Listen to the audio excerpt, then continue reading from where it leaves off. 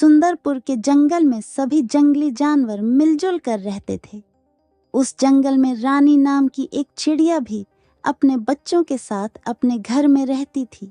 रानी चिड़िया के बच्चे बहुत ही छोटे थे, पर अभी उड़ना सीख रहे थे, जिस कारण रानी चिड़िया को ही अपने बच्चों के लिए भोजन की व्यवस्था करनी पड़ती थी। एक दिन चिड़िया अपने बच्चों से कहती है, बच्चों, अपना ध्यान रखना और घर से बाहर मत निकलना। मैं भोजन की तलाश में जंगल में जा रही है। हाँ माँ, ठीक है। हाँ बच्चों, मैं जल्दी ही आ जाऊंगी। इतना कहकर रानी चिड़िया जंगल में भोजन की तलाश में निकल जाती है। जंगल में भटकते भटकते हुए बहुत दूर आ जाती है। तभी उसे एक अनाज का खेत दिखता है। अरे वह, अब तो मेरे भोजन की व्यवस्था हो ही गई। इस खेत से मुझे भोजन मिलता रहेगा। अब मुझे कुछ दिनों तक कहीं और जाने की जरूरत नहीं पड़ेगी। अब रानी चिड़िया खेत से भोजन लेकर अपने घर चली आती है।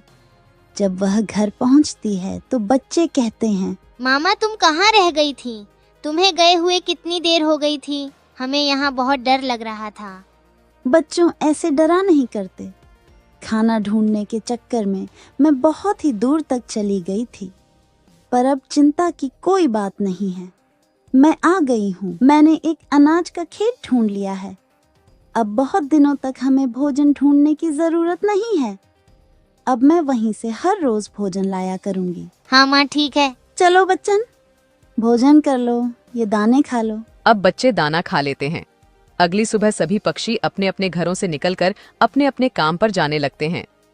अब रानी भी अपने बच्चों से कहती है, बच्चों चलो, आज हम फिर से तुम्हें उड़ाना सीखते हैं। अब बच्चों को रानी चिड़िया उड़ाना सीखने लगती है। हाँ हाँ बच्चों, सीधे सीधे आराम से गिर मत जाना।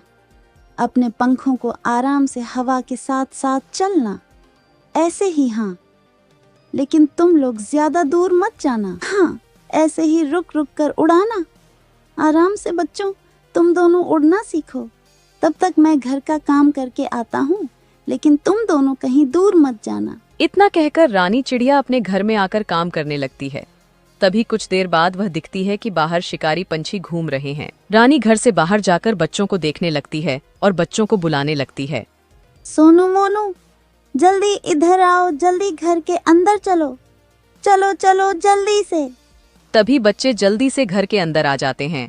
जैसे ही बच्चे घर के अंदर आते हैं, तभी वह शिकारी पंछी बच्चों पर झपट पड़ता है। तब तक बच्चे घर में जा चुके थे।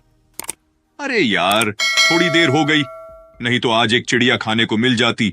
लेकिन कोई नहीं। और कितने दिन बच पाएगी चिड़िया?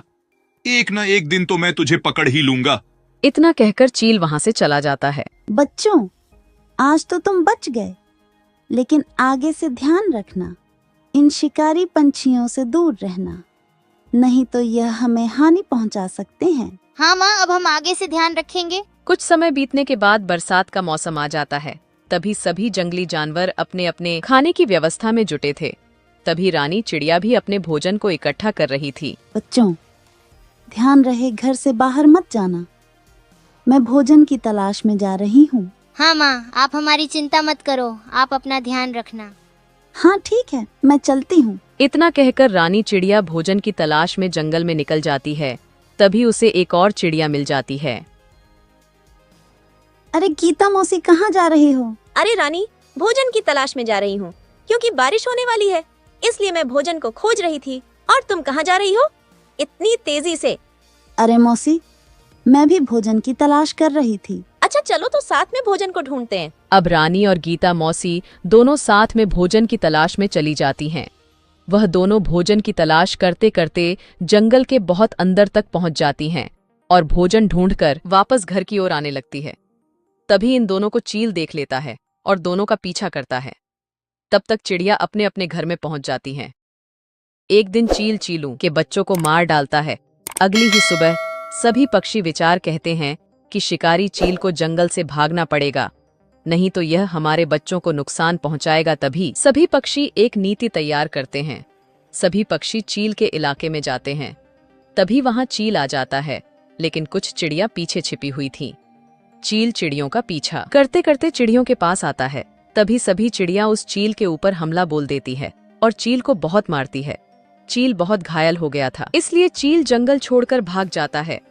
सभी पक्षियों की सूझबूझ से अब उन्हें किसी का भी खतरा नहीं था। अब सभी फिर से खुशी खुशी रहने लगते हैं।